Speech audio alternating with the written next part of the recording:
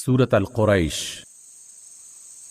بسم اللہ الرحمن الرحیم۔ اللہ کے نام سے جو بڑا مہربان نہایت رحم والا ہے۔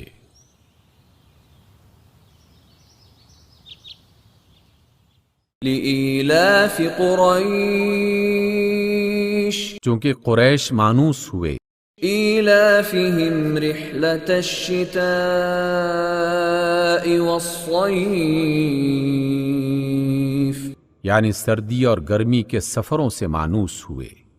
فَلْيَعْبُدُوا رَبَّ هَذَا الْبَيْتِ،